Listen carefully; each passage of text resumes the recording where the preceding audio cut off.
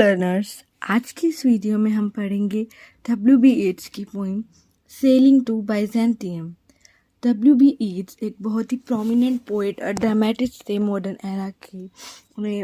उनका बर्थ जून 13, 1865 में आयरलैंड में हुआ और वो बचपन से ही अर्ली एज से ही काफ़ी ज़्यादा आयरिश लीजेंड से इंस्पायर थे। आज की इस वीडियो में हम डिस्कस करने वाले हैं उन्हीं की एक poem sailing to Byzantium. Sailing to Byzantium 1926 में लिखी गई थी और ये येट्स ने पब्लिश करी थी 2 साल बाद 1928 में उनकी कलेक्शन द टावर में। तो चलिए स्टार्ट करते हैं। इसका पहला पार्ट है there is no country for old man the young in one another arms, birds in the trees, those dying generations add their song. The salmon falls, the market crowded seas. Fish, flesh or fowl come in all summers long. Wherever is begotten, born, and dies, caught in that sensual music, all neglect monuments of unaging intellect. So basically इस poem में यहाँ पर जो poet है वो कहना चाहते हैं कि कैसे जो उनकी सिटी आयरलैंड है वहाँ पर जो ओल्ड मैन है उसको निगलेक्ट करा जा रहा है। सो यहाँ पे फर्स्ट पैरा जो भी हमने रीड करा, यहाँ पे फर्स्ट लाइन है there is no country for old man, कि ओल्ड मैन के लिए कोई कंट्री नहीं। और यहाँ पे जब ओल्ड वर्ड का यूज़ हो रहा है वो खाली किसी ओल्ड ह्यूमन या बीइंग के लिए यूज़ नहीं हो रहा है, बेसिकली कि सिर्फ बुढ़ापे को नहीं दर्शा रहा है। वो यहाँ पर ओल्ड का मतलब ओल्ड एक्सपीरियंस से भी है। जैसे जैसे इंसान की उम्र बढ़ती है उसके पास एक एक्सपीरियंस भी बहुत ज़्यादा होता है। तो फर्स्ट पैरा में यहाँ पर दिखाया है कि वो कहते हैं कि there is no country for old man, की जो उनकी कंट्री आयरलैंड है वहाँ पर वो क्या है, वो फुल ऑफ यूथ है और यूथ को ही उन्होंने दर्शाया है यूजिंग फिश फाउल, जो वर्ड्स हैं कपल्स के बारे में बताया है। तो वो सब चीज़ें क्या दिखा रही हैं कि जो कंट्री है वो फुल ऑफ यूथ है, वहाँ पर ओल्ड के लिए कोई प्लेस ही नहीं है। और ये जो ओल्ड है वो खाली ओल्ड एज को रेफ़र नहीं करा गया है, वो ओल्ड एज के साथ साथ जो उसके साथ एक्सपीरियंस आता है उसको भी रेफ़र करा गया। तो यहाँ पर जो हमारे स्पीकर हैं वो ये सब्टल ट्रूथ बता रहे हैं कि कैसे लोग यूथ को एक्सपीरियंस कर रहे हैं, लेकिन वो ये चीज़ भूल गए हैं कि जो चीज़ अब है वो हमेशा नहीं रहेगी। हर चीज़ का एक एंड होता है, हर चीज़ की एक लिमिट होती है कि वो आज है वो हमेशा तो यंग नहीं रहेंगे ना। यहाँ पर इस चीज़ को एक्सप्लेन करने के लिए जो येट्स ने एक फ्रेज़ यूज़ करा, मॉन्यूमेंट्स ऑफ अनएजिंग इंटेलेक्ट। तो यहाँ पर उन्होंने एक कंट्रास्ट सेट करा है, मतलब जो दिखाता है कि क्या चीज़ टेम्परेरी और क्या चीज़ परमानेंट है। सो जो हिस्ट्री है, मॉन्यूमेंट्स है, वो क्या है, हमेशा रहेंगे ही रहेंगे। जो एक्सपीरियंस होता है वो रहता है, लेकिन जो यूथ है वो क्या है, उतना परमानेंट नहीं है। हर किसी को ओल्ड एज आनी ही आनी है, लेकिन जो ओल्ड एज का जो एक्सपीरियंस इंसान गेन करता है, जो नॉलेज गेन करता है, तो उन्होंने उस ओल्ड एज को एज एन मॉन्यूमेंट्स रिप्रेजेंट करा है। जो एक इंटेलेक्ट होता है ह्यूमन का वो क्या है, परमानेंट है। चलिए नेक्स्ट स्टैंजा पढ़ते हैं। पर नेक्स्ट स्टैंजा है an aged man is but a palliatory thing, a thatched coat upon stick unless।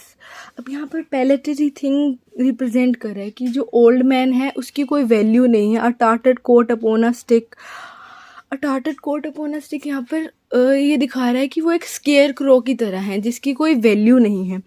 soul clap its hands and sing and louder sing for every tatter in its mortal dress, nor is there singing school but studying monuments of its own magnificence, and therefore I have sailed the seas and come to the holy city of Byzantium।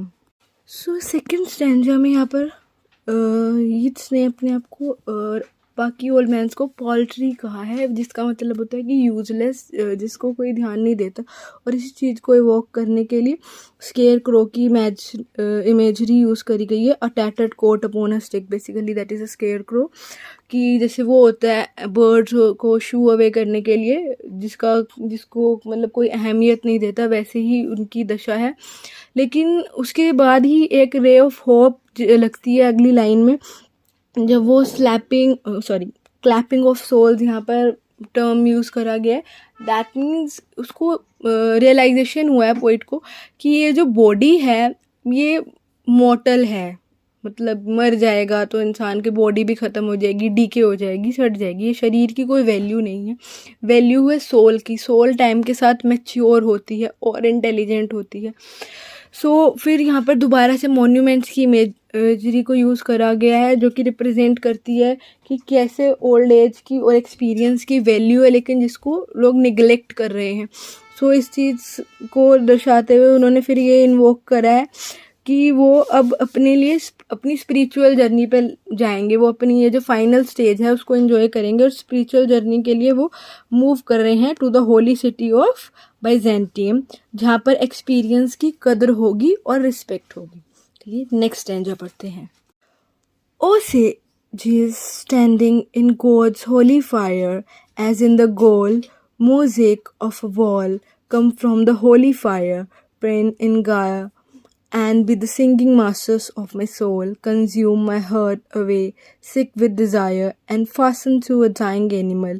It knows not what it is, and gather me into the artifice of eternity. इस stanza में बहुत सारी images का use करा गया, जैसे गाया, heart sick with desire, gold mosaic wall to bring out the, ये सब चीज़ें मतलब मिस्टिज्म क्रिएट करने के लिए पोएम में यूज़ करी गई है। बाकी अभी तक जो हमने 2 स्टैंजा पढ़े उसमें क्या है, टोन कमांडिंग थी, लेकिन यहाँ पर जो ईड्स हैं वो ओल्ड एज को इमोर्टैलिटी की तरफ ले जाने के लिए क्या कर रहे हैं, जो सेजिस हैं उनको बुला रहे हैं और उनसे पूछ रहे हैं कि वो कैसे इस जर्नी को एम्बार्क करें, कैसे मतलब अपनी डिज़ायर्स से लड़ें। तो उन्हें कहते हैं come from the holy fire in a Gaia. Basically वो कहते हैं कि आओ और मुझे गाइड करो कि और मेरी सोल के मास्टर बनो और मुझे बताओ कि मैं कैसे अपनी इस डिज़ायर से बचूं। कहते कि मतलब ओल्ड एज तो आ गए लेकिन अभी भी उनके अंदर कुछ सेंसुअल डिज़ायर्स एग्जिस्ट करती हैं, तो उसको वो ख़त्म करना चाहते हैं। तो उसको ख़त्म करने के लिए उनकी बॉडी को क्लीन करना ज़रूरी है एक होली फायर में। तो उस होली फायर से उनकी जो मोर्टल बॉडी है उसको क्लीन करा जाए ताकि जो उनकी डिज़ायर्स हैं वो ख़त्म हो चुके हैं। तो यहाँ पर जो पोइट ने यूज़ करी है imagery of Sands and sages coming out of Holi fire, कि वो होली फायर से आ रहे हैं। ये जो डिज़ायर्स हैं इसकी इनको एंड करने के लिए, बेसिकली जो होली फायर है वो जो डिज़ायर्स हैं उनको वो मार देगी और जो मेंटेलिटी है वो इमोर्टलिटी की तरफ बढ़ेगी। यहाँ पर वर्ड है GYRE गाया। तो ये वर्ड ये इमेज यीट्स की और भी पोइम्स में यूज़ होता है, सेकंड कमिंग में भी है। बेसिकली यहाँ पर ये सिंबॉलिक रिप्रेजेंटेशन है जो ट्रांसफॉर्मेटिव मूवमेंट होता है इमोर्टैलिटी की तरफ, जो कि स्पिरिचुअलिटी के थ्रू लिया जाता है, उसको रिप्रेजेंट करता है। और वो यहाँ पर कहता है कि जो अपनी सोल है उसको कन्फाइड करता है ताकि उसकी जो डेड एंड डिकेइंग बॉडी में जो एज मैनी एज डिज़ायर्स हैं वो ख़त्म हो सके। और वो अपने आप को यहाँ पर कंपेयर करता है एक डाइंग एनिमल से, जिसे नहीं पता कि उसकी एग्जिस्टेंस क्या है, सिर्फ वो एम्बार्क कर रहा है अपनी जर्नी को एटर्निटी की तरफ। चलिए नेक्स्ट स्टैंजा पढ़ते हैं, नेक्स्ट और last stanza. Once out of nature I shall never take my bodily form from any natural thing, but such a form as Christian goldsmith make of hammered gold and gold enameling to keep a drowsy emperor awake, or set upon a golden bow to sing to lord and ladies of Byzantium of what is past or passing or to come. यहाँ पर last stanza में poet कहते हैं once out of natural I shall never take my bodily form. That means कि जो body री incarnate होती है, बेसिकली जो लाइफ रीन्यू होती है एक लाइफ के आफ्टर बर्थ। तो यहाँ पर स्पीकर कहते हैं कि वो फर्मली मेंशन करते हैं कि वो दोबारा से एज एन ह्यूमन री इनकारनेट नहीं होना चाहते, मतलब दोबारा इंसान का जन्म नहीं लेना चाहते हैं।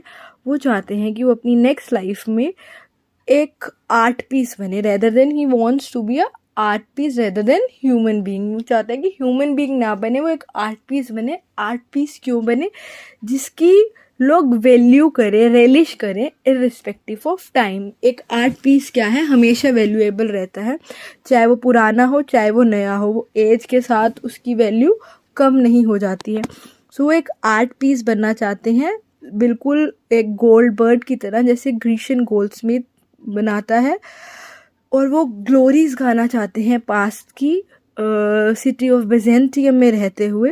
तो यहाँ पर इसने इवोक करा है imagery of Keats, John Keats का नाइटिंगेल को। और यहाँ पर डिफरेंस ये है कि वो यहाँ पर नाइटिंगेल की तरह मेस्मराइजिंग सॉन्ग्स नहीं गाना चाहते लिसनर के लिए, वो एनलाइटन करना चाहते हैं अपने लिसनर्स को। एनलाइटमेंट मतलब उन्हें नॉलेज देना चाहते हैं, उन्हें ज्ञान देना चाहते हैं। तो यहाँ पर इस नाइटिंगेल का मतलब ये है कि वो जो आएंगे लोग वो उन्हें एनलाइटन करेंगे, अपने आप को वो एज एन आर्ट पीस देखते हैं। सो ये थी हमारी पोइम सेलिंग टू बाइजेंटियम। अब यहाँ पर हम बात करेंगे कि इसमें कैसे थीम्स एंड मोटिव्स यूज़ हुए हैं। तो यहाँ पर पहला है मोर्टेलिटी एंड ओल्ड एज के बारे में बताया गया है, और दूसरा है आर्ट और उसकी पावर। तो यहाँ पर दो मोटिव्स और थीम्स हमें देखने को मिले हैं, that is mortality and old age, और आर्ट एंड पावर की कैसे ह्यूमन बॉडी मॉर्टल है और आर्ट जो हमारी इमॉर्टल है वो हमेशा रहेगी, और ओल्ड एज कैसे एक्सपीरियंस के साथ आता है, हम उसे निगलेक्ट नहीं कर सकते। जो चीज़ आई है वो ख़त्म होगी, लेकिन जो हमारी सोल ने एक्सपीरियंस गेन करा है, जो मॉन्यूमेंट, जो हिस्ट्री है, वो हमेशा क्या है, रहेगी ही रहेगी। That's it for today's video. अगर आपको कुछ ना समझ आया हो या ना पसंद आया हो तो प्लीज़ कमेंट करें अपने क्वेश्चंस को। Thank you for watching my video.